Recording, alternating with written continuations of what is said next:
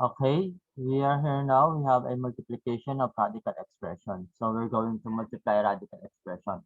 Pag nagmumultiply tayo ng radical expression, lagi lang natin tandaan na the nth root of A multiplied to the nth root of B is equals to the nth root of A and B. Okay? So, kapag pinag-multiply natin yung radical, we're going to multiply lang din yung nasa loob ng radical or yung radical natin. Okay? So, yung radical natin, ipag-multiply lang natin. So, kaya nagkaroon tayo ng A times B.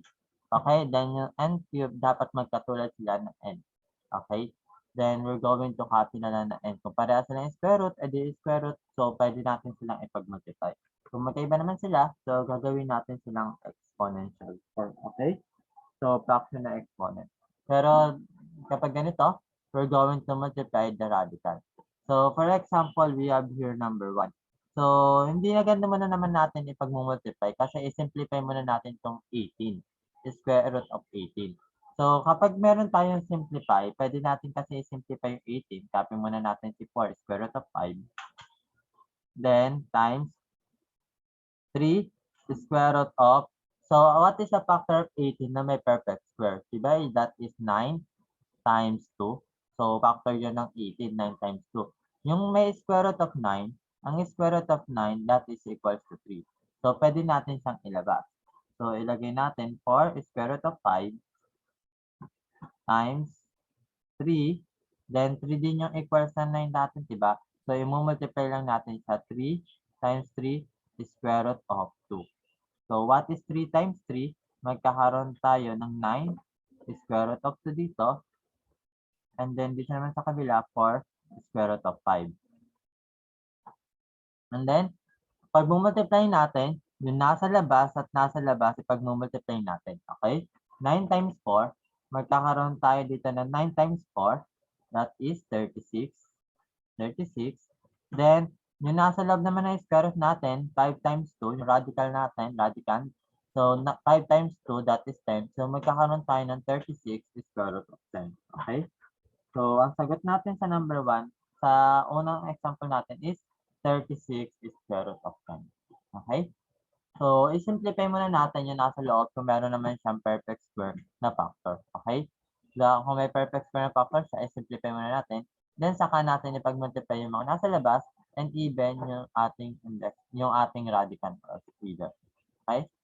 Another example, meron tayo ditong A, the square root of AB squared times 2B square root of A squared B times 3AB square root of A squared B squared.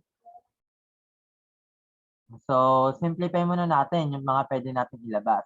Since this is a B squared, di ba?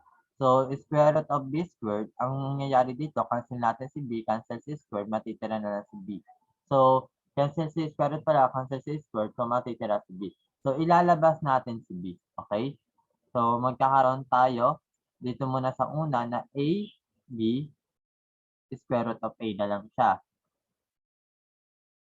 Then, dito sa pangalawa, sino yung pwede natin ilabas? Si A squared, diba? So, pagkakaroon tayo na 2AB, then square root of B na lang siya. Okay? Then, dito sa pangatlo, sino pwede natin ilabas? Pwede natin sila ilabas lahat, diba? So, magkakaroon tayo ng 3AB times AB ulit. AB. So, diba kapag pinag-multiply natin, A times A, magkakaroon tayo ng A square. Diba? So, B times B din, B times B, magkakaroon tayo ng, B times B, magkakaroon tayo ng B squared. Okay? So, hindi na 3AB. So, gagawin natin ngayon is 3A squared, then B squared. Okay? So, multiplication of an exponent, diba? Sa lowest exponent, kapag pinag-multiply natin, ida-add na lang natin yung exponent. So, meron tayo dito, AB times 2AB times 3AB. Pag-multiply natin yan. So, unahin muna natin yung mga numerical coefficients. Diba? So, 2 times 3, that is 6.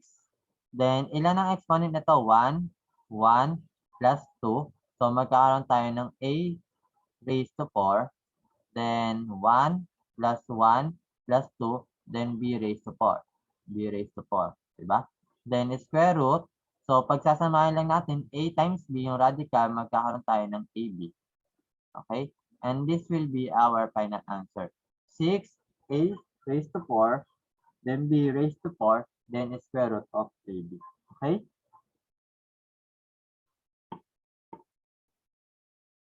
The next. So, kapag nakakita tayo ng ganito, this is be done by the use of FOIL method. Okay? Tanda pa ba ang FOIL method? So, ipo-FOIL method natin sila. Dahil this is a binomial multiplied sa two binomials, so the product of two binomials, we need to do the FOIL method. Okay? 2 times 5, so doon muna tayo. 2 times 5, magkakaroon tayo ng 2 times 5, magkakaroon tayo ng 10. Then next tayo. Next, 2 times square root of 3, negative square root of 3, 2 times negative 2 ha. So, positive 2 times negative square root of 3, magkakaroon tayo ng negative 2 square root of 3. Okay? Then, tapos na tayo sa 2. Dito naman tayo sa 3. Square root of 3 times 5, magkakaroon tayo ng plus 5 square root of 3. Then, square root of 3 times negative square root of 3, magkakaroon tayo, diba? Kapag radical, nasa loob, pinag-multiply na natin nasa loob. So, magkakaroon tayo ng negative square root of 9. Okay? Square root of 9 ang magiging sagot natin. Then, combine natin yung middle term or yung like term sa atin. Kapag ko-combine lang natin sila, magpag-plus lang natin sila kung para silang square root of 3 or magkapara sila ng radical. Okay? So, since kapara naman silang square root of 3, pwede natin silang ipag-combine. So, magkakaroon tayo ng 10, negative 2 plus 5. So, negative 2 plus 5, that is positive 3. Plus 3 square root of 3 minus 9. Ay, minus square root of 9. So, what is the square root of 9? May value pa kasi square root of 9. Diba? So, lagyan natin 10 plus 3 square root of 3. Negative square root of 9, negative square root of 9, that is equal to 3. So, magiging negative 3 to. Then, pagsamahin natin yung 10, pati negative 3. 10 minus 3, that is 7. 7 plus 3 square root of 3. So, hindi natin pwedeng ipag-plus si 7 pati si 3. Kasi wala namang square root of 3 to 7. So, hindi sila like terms. Okay? So, this will be our final answer. Ito na yung final answer natin. Dahil hindi naman natin mapagkasama si 7 pati si 3 square root of 3. Okay? Ngayon dito naman. So, hindi natin pwede ipag-multiply kung magkaiba sila ng index. Okay? Yung dito kasi, kapag wala tayong nakikita, ang index niya 2. Ang index naman nito ay 4. So, hindi natin siya pwedeng gawin o ipag-multiply. Ang gagawin natin, we need to make it, we're going to change the radical to the exponential form. Okay? So, ito, ang base nito is 2. Then, wala tong exponent, diba? So, that is 1. So, magkakaroon tayo ng 1 over 2 na exponent dito. And then, times 2 din ulit ito, 2. Then, ang exponent niya is 1 over 4. Okay? So, same base naman sila. It means, kung pareha sila ng base, pwede natin ipag-plus yung exponent. So, magkakaroon tayo ng 2, then 1 half plus 1/4. Kaso, magkaiba silang denominator. Kung magkakaroon tayo ng 1 half plus 1/4, kailangan ang denominator natin is same. So, LCD nila is 4. So, kailangan same na 4 ang denominator natin. Since this is a 4, 1 na ilalagay natin. Then, dito naman, we have 1 half is equals to 4 dapat yung denominator. So, anong number pag minultiply natin sa 2 is 4 ang magiging sagot, that is 2. So, sa 2 natin minultiply siya, sa 2 din natin i-multiply yung ating numerator. So, magkaroon tayo ng 2 over 4. Okay? So, rewrite natin siya. Magkakaroon tayo ng 2 over 4 plus 1/4. So, magkakaroon tayo ng sagot na 2 and 3/4. Okay? So, gagawin ulit natin siyang radical form. So, magkakaroon tayo ng yung 3, that is the exponent of 2. Then yung 4, yung denominator, that is our new index. Okay? So, bago na index natin. Ngayon, simplify natin yung 2 is raised to 3. Okay? So, magkakaroon tayo ng 4. 2 times 2, 4 times 2, 8. So, this will be our final answer. 4th root is 4th root of 8. Okay? So, magiging final answer natin is 4th root of 8. Also, ito, pwede na din naman ito yung sagot natin. Pero, i-simplify pa natin para mas better. 4th root of 8 yung magiging sagot natin. Okay?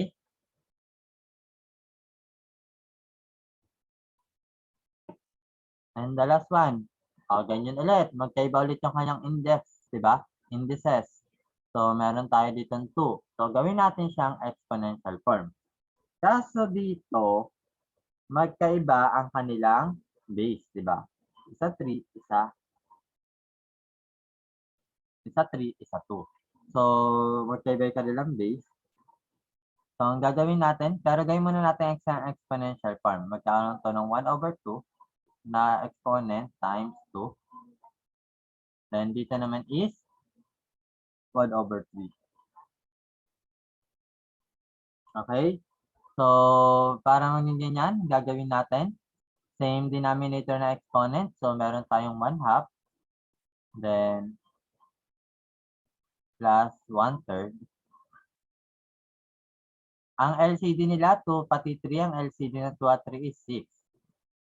So, parehas natin silang papalitan. So, sa 1/2 muna tayo. 1/2. Kailangan maging 6 to. So, ano number pag minultiply natin ng 2 is 6 ang lalabas. That is 3. So, sa 3 din natin i-multiply yung ating 1 on numerator. So, magiging 3/6. Na yung 1/2 natin. So, this will be 3/6. Sa 1/3 naman natin, so, isip tayo ng number na kapag minultiply natin sa 3 is 6 ang lalabas. And that is 2. So, sa 2 din natin ito i-multiply. So, magiging 2/6 naman to. Okay, meron na tayong 3 and 3/6 times 2 and 2/6.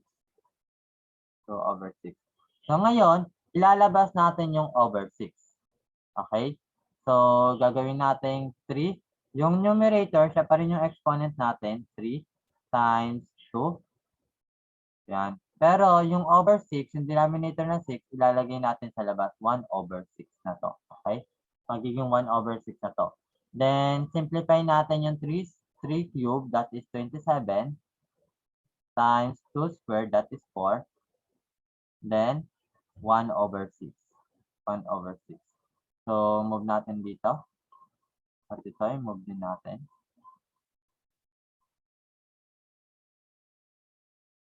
So, we have the equal. So, 24 times 4, ay 27 times 4, magkakaroon tayo ng 108. Then, that is, lagyan pa rin natin na parenthesis, 1/6. Then, saka natin gagawing radical form, okay? So, ang exponent, so, square root of 108. So, anong exponent niya? Numerator niya 1, so wala dito. Then, dito ay 6, okay? So, this will be the 6th root of 108, okay? And that is a 6th root of 108. And that will be our final answer, okay?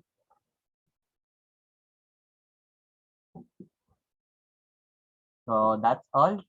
That's all for the multiplication of radicals. Thank you.